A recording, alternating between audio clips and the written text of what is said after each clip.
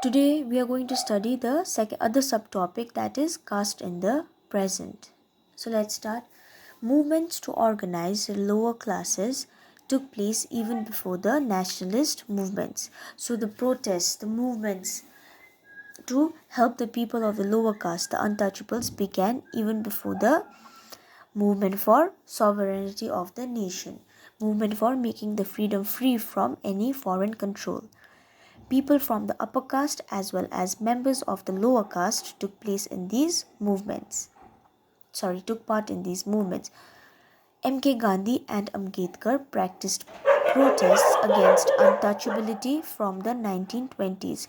So since the 1920s, Mahatma Gandhi, Ambedkar were against untouchability and they were practicing protests against untouchability. Anti-untouchability should be abolished was a dominant view of the nationalist movement.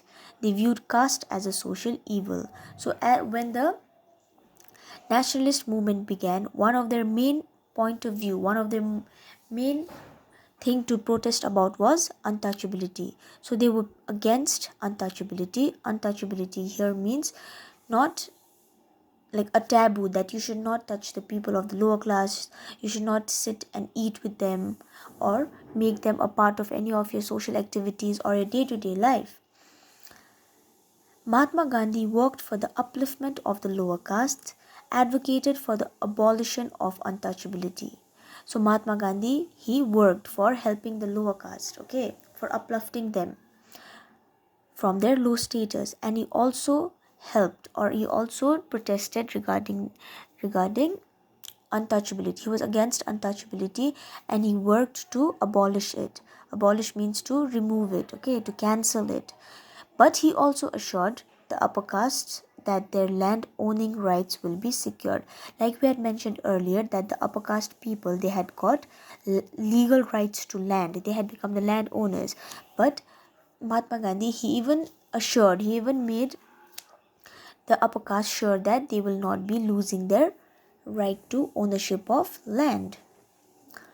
The independent India was committed to removing untouchability but was not to bring about reforms to remove caste-based inequality. Although the India after independence was like very much involved in removing untouchability, like they were not very much agreeable, or they were not very much into bringing changes, okay, to remove the caste based inequality, the inequality that was coming because of the caste system. They were not very adamant to remove it, although they wanted to remove untouchability. The growth of private industries created new jobs with no caste rules. So as industrialization and urbanization began, there were new jobs, okay, which did not have any caste rules, which was not based on the caste system like before. Urbanization and collective living made it difficult for the caste differentiation to exist or survive. So as urbanization began, industrialization began, people from the villages, they began moving to cities. And in cities it's very costly, okay, to live alone, maintaining their own caste position. So people, they had to stay in one big room. People of different castes, they lived together, they ate together. So because of such collective living, it was difficult to maintain the caste differentiation or the caste system, as people had to survive to earn a living. Modern educated Indians began to be practical and began to abolish the caste segregation. So the Indians who were being educated, okay, through Western education and modern education, they began to be practical, okay, and they wanted to remove the caste based inequality. They did not like how people were treated on the basis of their caste. But recruitment to jobs continued to take place on the basis of caste and kinship. But still, even though people were trying to abolish the caste system, the inequality of the caste system, people were being selected or recruited to jobs on the basis of their caste. The middleman who recruited the workers often chose people of their own caste and region. So the person who was given the task of hiring the people for jobs, they still use the caste and region basis to choose people. Hence, particular departments were dominated by specific caste.